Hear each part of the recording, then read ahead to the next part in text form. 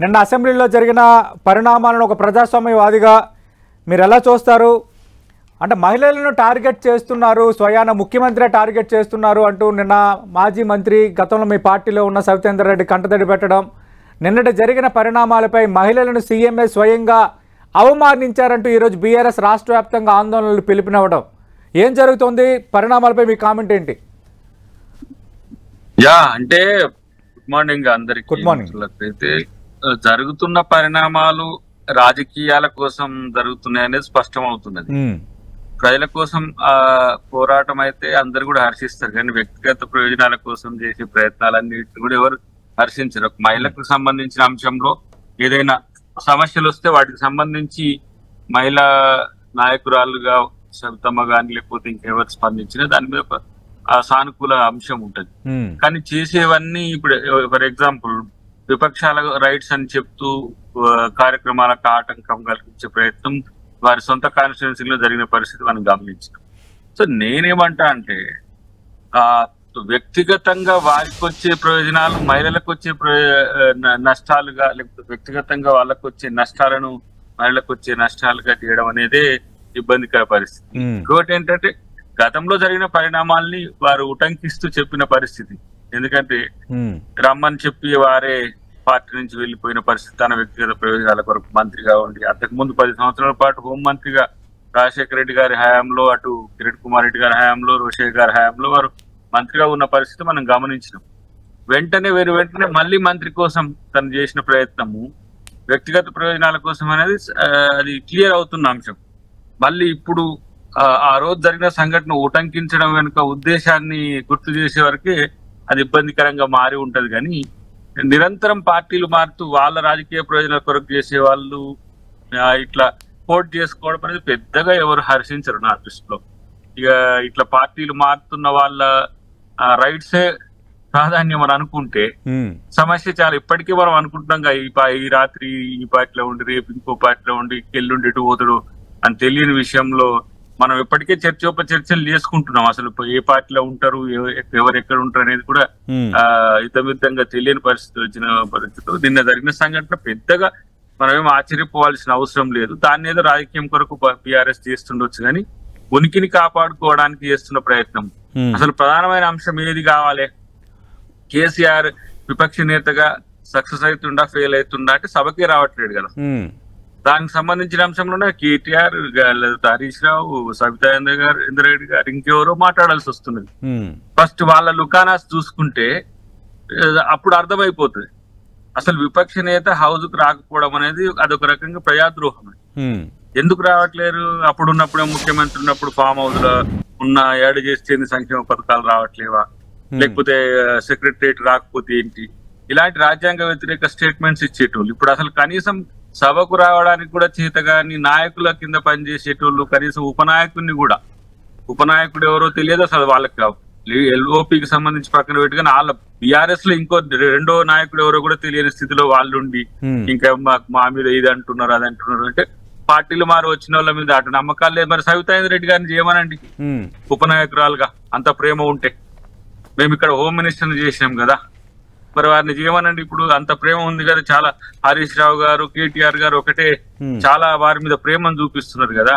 మరి వారిని అలా కేసీఆర్ గారి తర్వాత నాయకురాలు చేయమనండి.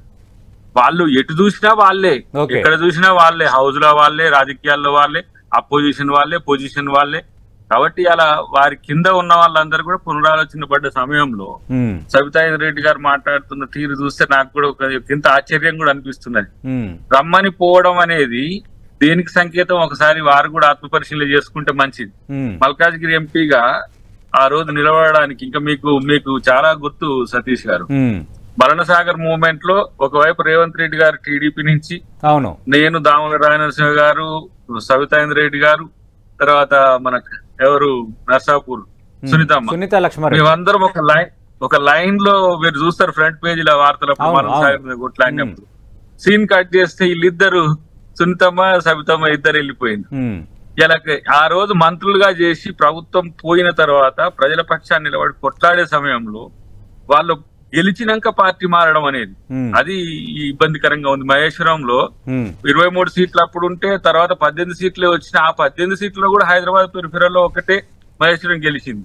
మహేశ్వరం గెలిచిన వెంటనే మల్కాజ్గిరి నువ్వు పోటీ చేయి తమ్ముడు మంచిగా ఉంటదని చెప్పి వారి వెంటనే మంత్రి ఇస్తా అని చెప్తే వెళ్లిపోవడం అనేది అది ఏ రకంగా సమర్థించుకుంటూ ఆలోచించాల్సిన అవసరం ఉంది.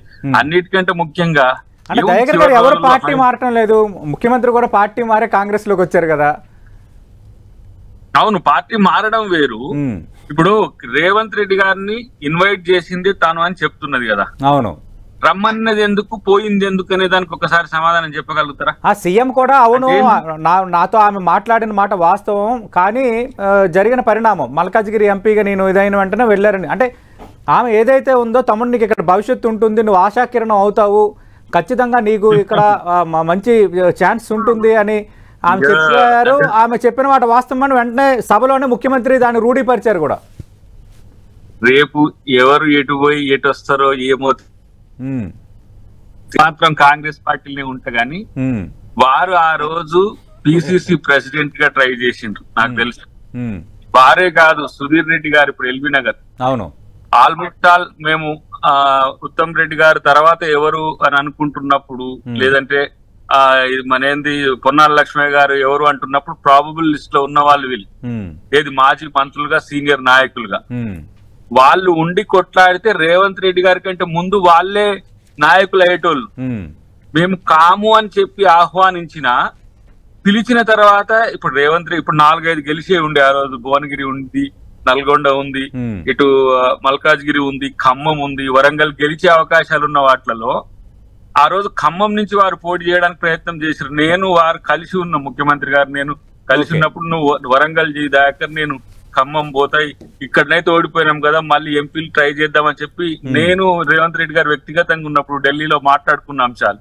కానీ వీరు ఉండి నేను గెలిపిస్తా, మీరు రా తమ్ముడు నీకు భవిష్యత్తు ఉంది అని చెప్పిన తర్వాత ఎక్కడనైతే బలంగా పార్టీ ఉంటుందో అక్కడ నాయకులను గుంజే ప్రయత్నం చేసిండు కేసీఆర్ గారు. దాంట్లో వీరు వెళ్ళి నీకు మంత్రి ఇస్తా అని చెప్పేస్తే వెళ్ళిపోయింది.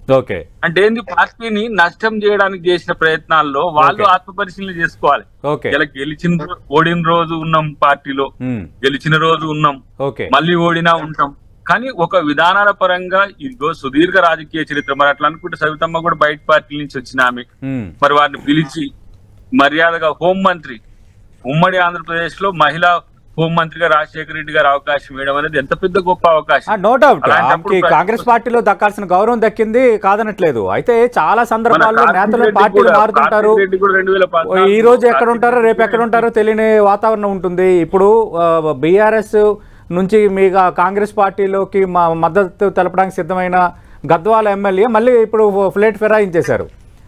దాన్నేమో మంత్రి కోమటిరెడ్డి అలాంటిది ఏది లేదన్నారు. మళ్ళీ మహబూబ్ నగర్ ఎమ్మెల్యే ఎన్ఎం శ్రీనివాసరెడ్డి ఆయనకి ఓపిక లేదు, ఆల్రెడీ జడ్పీ చైర్మన్ అధికార కార్యక్రమాలకు పిలవద్దంటున్నాడు, ఆయన ఇష్టం అని ఆయన వ్యాఖ్యానించారు. ఇలాంటి పరిణామాలు కామన్గా జరుగుతుంటాయి కదా, అంటే దానిని అసెంబ్లీలో ప్రస్తావించేంతగా తేవటం అనేది సమర్థించుకుంటారా? నేనేమంటున్నంటే కొన్ని సందర్భాల్లో ప్రస్తావనలు సమస్యలుగా మార్చడం అనేది బీఆర్ఎస్ చేసుకున్నది. ఇప్పుడు వారు కూడా ఏమన్నారు, వెనక ఉన్న అక్కల్ని నమ్మకు, నన్ను రమ్మన్నది అక్క పోయింది, కేటీఆర్ జర జాగ్రత్తగా ఉండని చెప్పి విపక్ష నాయకుని కొడుకుకు సూచించిన అంశాన్ని వారు వ్యక్తిగతంగా ఫీల్ అయ్యిండ్రు. నేనేమంటున్నంటే ఎస్, మీకు ఒకవేళ కనుక అది బాధ కనిపించి ఉంటే ఇది సభకు సంబంధించిన అంశంలో సభా నాయకుడు ఇలా చేయాల్సింది కాదు అనేది ఒక చర్చ. అసలే మహిళా లోకానికి అన్యాయం జరిగింది, అక్కలకు అన్యాయం జరిగిందని ఇక ఇట్లా ప్రచారం చేస్తే చాలా సమస్యలు ఇప్పుడు వారు కొని తెచ్చుకున్నట్టే అయితే తప్పితే కొత్తగా ఏం లేదు. ఈ చర్చ రాకపోవు కదా. ఇప్పుడు చరిత్రలో చాలా అంశాలు మరుగున పడే అయితే ఎవరి కూడా రాజపత్ర రహస్యాలు లెక్క ఎక్కడ పడిపోయాయి. ఇప్పుడు చర్చ ముందుకు వచ్చింది. మరి ఆ రోజు నేను రమ్మన్న చూడు రేవంత్ రెడ్డిని రమ్మన్న నేను నువ్వు మంచి నాయకుని అయితే అన్న ఆ సంఘటన కనుక వారు ఉండి తన నాయకుడిని చేసిన లేకపోతే తనే నాయకురాలుగా ఉన్నా కూడా ఒక మంచి సంస్కృతిని ఇచ్చే అవకాశం ఉండే. బట్ అక్కడ తను కోల్పోయింది. ఇప్పుడు ఓడిపోయినాక టార్గెట్ చేస్తున్నారు అది ఇది అని అంటే టార్గెట్ చేసుడు కాదు. కాంగ్రెస్ పార్టీలో ఎంతమంది టార్గెట్ అయ్యి జైలు అవ్వటం ఊకనే వచ్చింది ఆ పవర్. అంటే కొట్లాడకపోతే రేవంత్ రెడ్డి గారు పోరాడకపోతే ముఖ్యమంత్రి అయ్యేటోడా. కాబట్టి ఇవన్నీ కూడా చర్చ అవసరమే. ఎందుకు కాలమే చర్చను తీసుకొస్తుంది.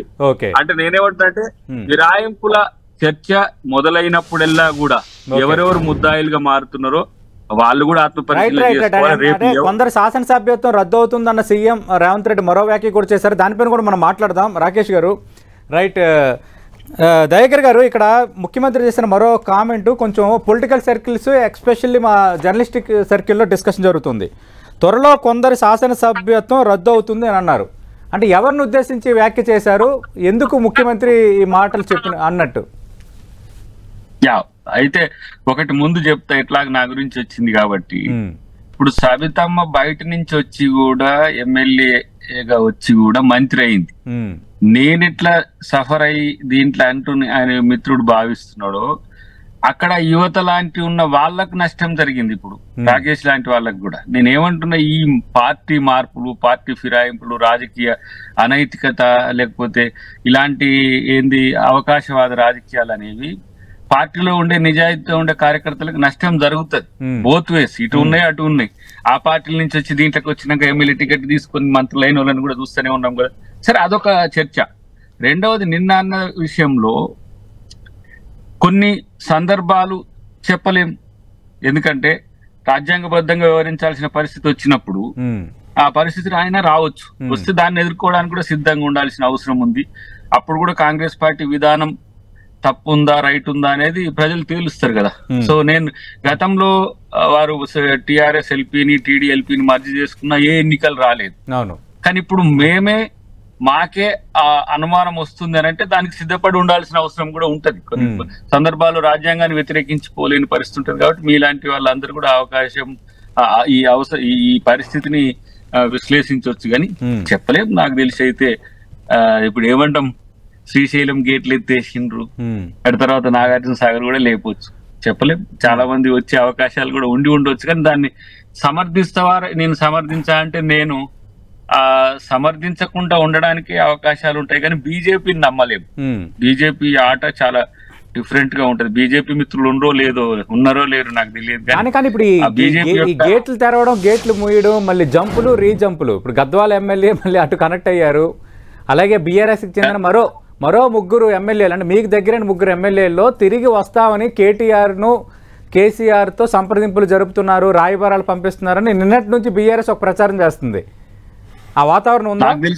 నాకు తెలిసి గద్వాల కూడా పోకపోవచ్చు. కానీ సమస్య ఏమైతుందంటే ఇది ఎథికల్ ఇష్యూస్ కాదు కాబట్టి నేను విశ్లేషించడం అంత భావ్యం కాదని నేను కొంచెం తగ్గుతున్నా. ఎందుకంటే పార్టీల నుంచి మీరు రండి అని మేము ఆహ్వానించినట్టు చెప్పడం అనేది పొలిటికల్ గా కొంత మాలాడేళ్ళకి కూడా ఇబ్బందికరమైన పరిస్థితి. కానీ వాళ్ళు వస్తున్నారేమో. శాసనసభ్యత్వం రద్దు అవుతుంది అని కొందరు శాసనసభ్యత్వం రద్దు అవుతుందని అనటం, దాని వెనక మతలబ్ ఏంటి అంటే, ఇప్పుడు మీకు కంటిన్యూస్ గా ఒకవేళ కనుక కాన్స్టిట్యూషనల్ అబైడింగ్ అనేది మిస్ అయింది అనుకోండి, డెఫినెట్ గా మీరు ఎన్నికలకు పోవాల్సి వస్తుంది కదా కొన్ని సందర్భాలు. గతంలో కూడా టిఆర్ఎస్ ఉద్యమ సమయంలో 16 మందిని రాజీనామా చేయిస్తే అనివార్యం కదా ఎన్నిక అనేది. సో ఇక్కడ కూడా మీకు ఏమంటాం, ప్రజాప్రాతినిధ్య చట్టం, పార్టీ ఫిరాయింపుల చట్టానికి వ్యతిరేకంగా కనుక కొంత ఏదైనా ఉంటే డెఫినెట్ గా గవర్నర్ గారు నిర్ణయం తీసుకుంటారు. అలాంటప్పుడు ఆ సందర్భాన్ని ప్రస్తావనకు ముందే తెచ్చినట్టుగా అనుకుంటున్నాను నేను. చూడాలి. కాదు, ముఖ్యమంత్రి చేశారంటే కొంచెం దీనికి ఆలోచించాల్సిందే. అంటే బై ఎలక్షన్స్ కు కూడా కాంగ్రెస్ సిద్ధం అవుతుందా, లేదంటే బీఆర్ఎస్ నుంచి మీ పార్టీకి చేరిన కొందరు శాసనసభ్యుల శాసనసభ్యత్వం అంశం పైన, అనర్హత వేటు అంశం పైన హైకోర్టులో already issue is present going on, అంటే ఖచ్చితంగా ఏదో జరగబోతోంది అన్నదా, లేదంటే బై ఎలక్షన్స్ రాబోతున్నాయన్న దానికి దాదాపు సిద్ధమైపోయినట్టేనా ముఖ్యమంత్రి కానీ కాంగ్రెస్ పార్టీ కానీ? ఇప్పుడు రాజ్యాంగబద్ధంగా వ్యవహరించాల్సిన పరిస్థితి వచ్చినప్పుడు దాన్ని తప్పించుకునే ప్రయత్నం అయితే కాంగ్రెస్ పార్టీ చేయదు. ఇప్పుడు వ్యక్తిగతంగా ఆ పార్టీ మారే హక్కు ఆ నాయకులకు ఉన్నప్పటికి కూడా, చేర్చుకోవాల్సిన అవసరం ఉన్నప్పటికీ కూడా, అది పూర్తి రాజ్యాంగ వ్యతిరేక చర్యగా మారినప్పుడు నిర్ణయాలు తీసుకునేది ప్రభుత్వం కాదు కదా. గవర్నర్ కాన్స్టిట్యూషనల్ కస్టోడియన్ గా తను తీసుకునే నిర్ణయాలను శిరసావహించాల్సిన అవసరం ఉంటుంది. కాబట్టి ఆ ఆ ప్రస్తావన తెచ్చి ఉంటారు, వారు ఉద్దేశపూర్వకంగానే తెచ్చి ఉంటారు. కాబట్టి చిట్ చాట్ లో మీతో మాట్లాడేటప్పుడు కొన్ని సందర్భాల్లో ఓపెన్ అప్ కూడా అవుతుంటారు కదా, అది బయట సర్కిల్స్ లో కూడా చర్చ జరుగుతుంది, జరగాల్సిందే. ఏమంటాం, కొన్ని సందర్భాల్లో మరక మంచికి అన్నట్టుగా కూడా ఆ మరకను తూర్చి చేసుకోవడానికి కూడా అవకాశాలు ఉంటాయి. సో దాన్ని కూడా ప్రజల ముందు తెలుసుకోవడానికి కాంగ్రెస్. రైట్. రాకేష్ గారు, మీరు ఎలా చూస్తున్నారు? మానసికంగా సిద్ధమైనట్టేనా?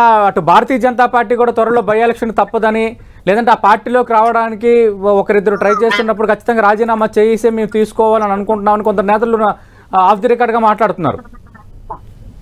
ఇప్పుడు తెలంగాణలో జరుగుతున్న పరిణామాల్ని భాజపా కూడా సొమ్ము చేసుకోవడానికి ఒక ప్రయత్నం చేస్తుంది. ఎందుకంటే గతంలో 39 సీట్లు గెలిచిన బీఆర్ఎస్ ను జీరో చేయడానికి ఎట్లా కష్టపడ్డదో, ఇప్పుడు ఉన్న వాటిల్లో కూడా మళ్ళీ మేమేమైనా ప్రయత్నం చేయొచ్చనే ఆలోచనతో కూడా ఉన్నప్పటికీ కూడా మొన్న బడ్జెట్ తో అది తేటతెల్లం అయిపోయింది. ఏమైనా వాళ్ళు గాడిద గుడ్డేగా ఇచ్చేది తెలంగాణకు అని చెప్పేసి అందరూ అంటున్న పరిస్థితుల్లో రాజకీయాల్లో ఇంకా బీజేపీ అఫెన్సివ్ కు పోకపోయినా అవకాశాలను వినియోగించుకోవడంలో దిట్ట. ఎందుకంటే ప్రభుత్వ వ్యవస్థ ఉంది, గవర్నర్ల వ్యవస్థ ఉంది, లేకపోతే అన్ని రకాలుగా తన అనుకూలతను పెంచుకునే ప్రయత్నం.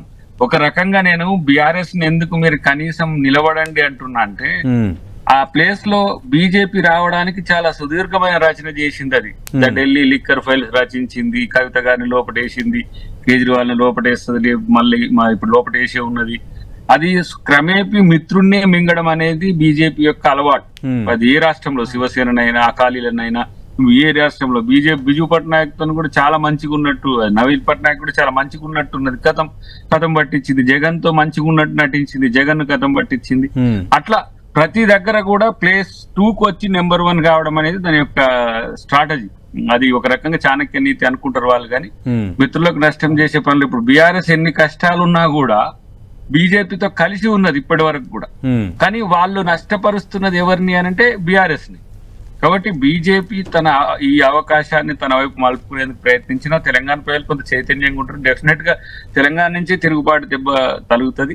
ఇక్కడ మొన్న కూడా 8+8 అంటే మీన్స్ 16 లో 8 వాళ్ళకి వచ్చినప్పటికి కూడా మేము తెలంగాణ ప్రభుత్వం కాంగ్రెస్ వచ్చింది కాబట్టి మేము ఏం సుక్క పైసీయం కానీ రాజకీయాలు చేసుకుంటాం, ఓట్లు కావాలనేది అందరికి అర్థమైపోయింది.